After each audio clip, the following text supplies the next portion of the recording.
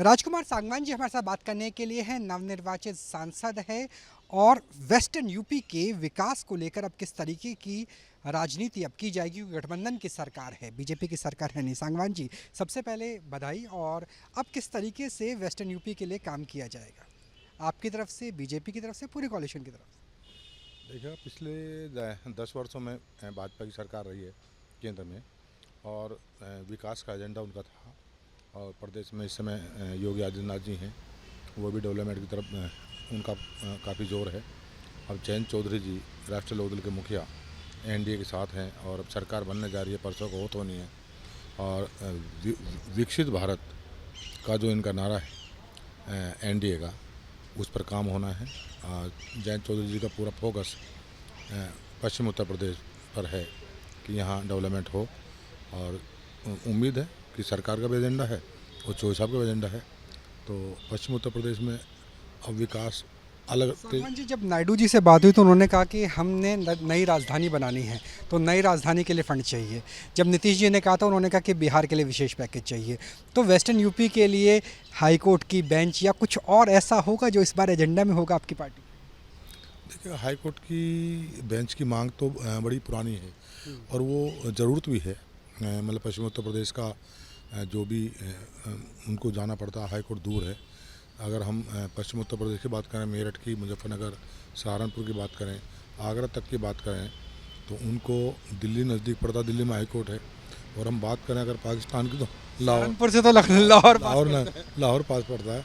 अब सहारनपुर वाला व्यक्ति जब वहाँ जाता है, तो देखो, जब सस्ता न्याय और सुलभ न्याय की बात अगर होती है, तो उसके लिए ज़रूरी है। हरित प्रदेश के लिहाज से वही पुरानी मांग है। पुरानी मांग है, वो जनता की मांग है। जनता उस मांग को उठाती रहती है, और सरकार कभी ना कभी तो विचार करेगी।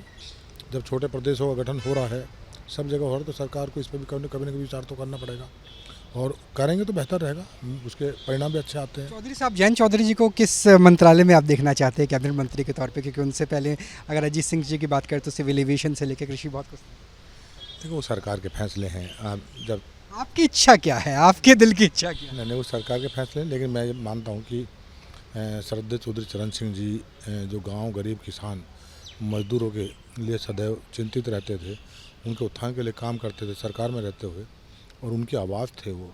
तो चौधरी साहब कृषि। चौधरी साहब को अच्छा, कोई ना कोई अच्छा दायित्व उनको दिया जाना चाहिए, ताकि आम आदमी, जो गांव, गरीब, किसान, मजदूर, उनके जो हितों का ध्यान रखा जा सके, उनका लाभ हो सके। तो कृषि की तरफ आपका इशारा हो सकता है क्या? मतलब अगर उन्हें मिलता है तो अच्छा प्रोफाइल ये रहेगा। नहीं, ये फैसले सरकार के हैं, और जो सरकार का गठन कृषि होगा। आंदोलन की वजह से नुकसान भी हुआ, बीजेपी को काफ़ी नुकसान हुआ उत्तर प्रदेश में सांसदों का, क्योंकि जो पहले 64 के आसपास का था, 70 का था, वो काफ़ी हद तक गिर गया। परिस्थितियां हैं, और परिस्थितियां हैं, वातावरण भी बिल्कुल जो चुनाव जिस समय पर था, गर्मी बहुत ज़्यादा तेज़ गर्मी भी थी, तो कहीं ना कहीं वोट प्रतिशत इसलिए भी कम रहा। उसका परिणाम भी ये है कि संख्या कहीं ना कहीं घटी है। लेकिन ये अस्थायी नहीं होता, ये बदलता रहता है। आने वाला समय फिर ऐसे ही है। प्रदेश में योगी आदित्यनाथ जी पर भरोसा जनता करती है, पूरे प्रदेश की जनता भरोसा करती है। तो ऐसा नहीं कि नतीजे अब कमज़ोर आए हैं, आगे सुधरेंगे, फिर अच्छे होंगे, और अच्छे हालात फिर पैदा होंगे। न्यूज़ नेशन को वक्त देने के लिए बहुत बहुत शुक्रिया। Thank you. चलिए, सांगवान जी की माने तो हरित प्रदेश छोटे राज्य बनते रहे हैं, और हाईकोर्ट जैसी बेंच की मांग तो है ही, लेकिन जयंत चौधरी चरण सिंह के पोते हैं, लिहाजा उन्हें कैबिनेट में एक बड़ा प्रोफाइल भी ज़रूर दिया जाना चाहिए। कैमरा सहयोगी विपिन कुमार के साथ Rahul Dabas, news nation Delhi. Camera सहयोगी विपिन कुमार के साथ राहुल डबास, न्यूज़ स्टेट दिल्ली।